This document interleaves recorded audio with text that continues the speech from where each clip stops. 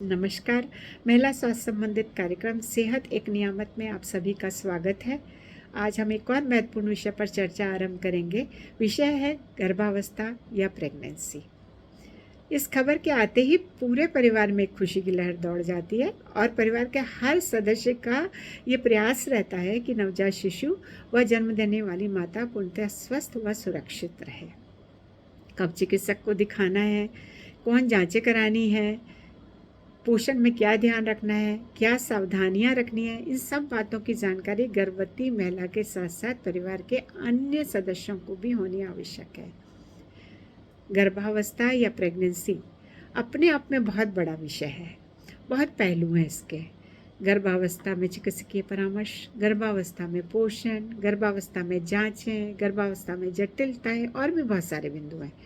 सारे बिंदुओं पे जानकारी भी रखनी ज़रूरी है, परंतु इन सभी बिंदुओं पर एक वीडियो में जानकारी देना बहुत कठिन है।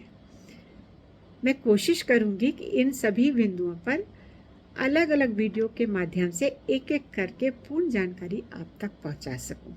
आप सभी से अनुरोध है कि प्रेगनेंसी रिलेटेड इन वीडियोस को ज़रूर देखिएगा व इस जानकारी से लाभ उठाइएगा। गर्भावस्था की सामान्य अवधि जो है वो 9 महीने 7 दिन या 40 हफ्ते या 280 दिन होती है। किसी भी गर्भवती महिला को अगर अपने अंतिम मासिक धर्म की तिथि याद है तो वह अपनी संभावित प्रसव की गणना स्वयं कर सकती है। कैसे करेगी, आइए समझते हैं। मान लीजिए किसी महिला का अंतिम मासिक जो है 22 नवंबर को आया था। अब 22 नवंबर को मासिक आया और उसको जनवरी या दिसंबर अंत में या जनवरी में पता लगा कि वो गर्भवती है, तो उसकी संभावित प्रसव की तिथि क्या होगी। 22 नवंबर में आगे 9 महीने 7 दिन और जोड़ दीजिए, क्योंकि ये अवधि हम कह रहे हैं गर्भावस्था की है। जब हम 9 महीने 7 दिन जोड़ते हैं तो संभावित प्रसव की तिथि आती है 29 अगस्त। बहुत आसान है गणना करना, परंतु इसकी शर्त है कि उस महिला को अंतिम माहवारी की तिथि सही याद होनी चाहिए। अगर तिथि सही याद नहीं होगी तो संभावित तिथि की गणना भी गलत हो जाएगी। अब प्रश्न आता है कि महिला गर्भवती है या नहीं, कैसे पता करें।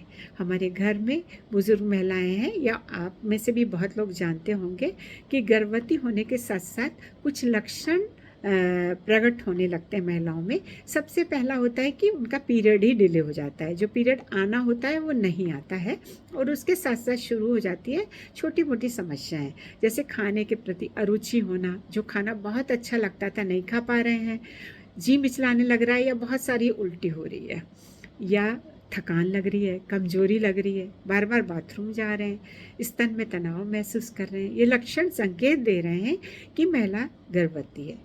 कंफर्म कैसे करेंगे कि प्रेगनेंसी है? बहुत आसान है। आजकल प्रेगनेंसी किट आ रहे हैं, आप किसी से प्रेगनेंसी किट मंगाइए और जब आपका पीरियड 8-10 दिन 12 दिन डिले हो गया है तो पहले का सवेरे सवेरे का यूरिन लीजिए और उससे टेस्ट कर लीजिए। आपको पता लग जाएगा आप गर्भवती हैं या नहीं हैं।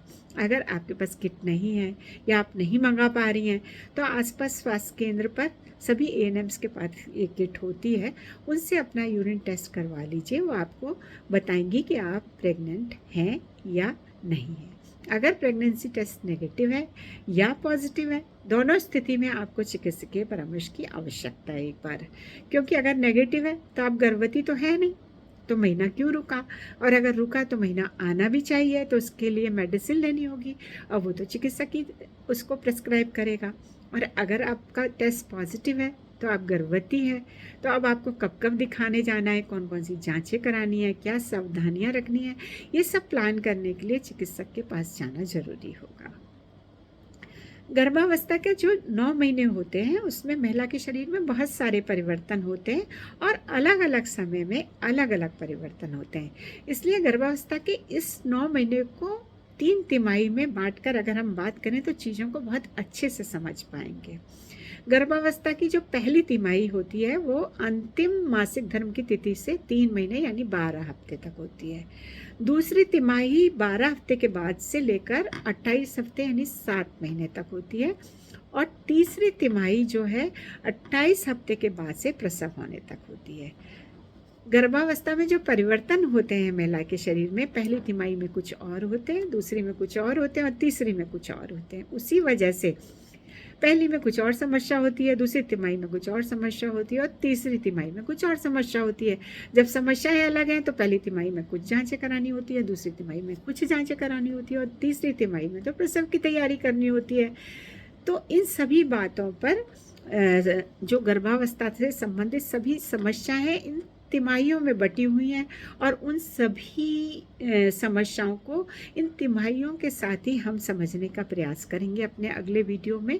तब तक के लिए आपसे अनुरोध है कि अगर आपने मेरी इस चैनल को सब्सक्राइब नहीं किया है तो इसको सब्सक्राइब करिए, और अगर कार्यक्रम पसंद आया है तो इसको लाइक करिए और अपने मित्र, दोस्त और सखियों को इसको शेयर करिए।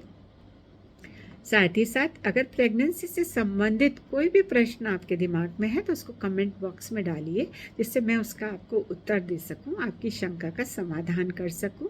अगले कार्यक्रम में हम आपसे फिर मिलेंगे। विषय होगा गर्भावस्था में चिकित्सकीय परामर्श कब कब और कितनी बार। तब तक के लिए नमस्कार, धन्यवाद।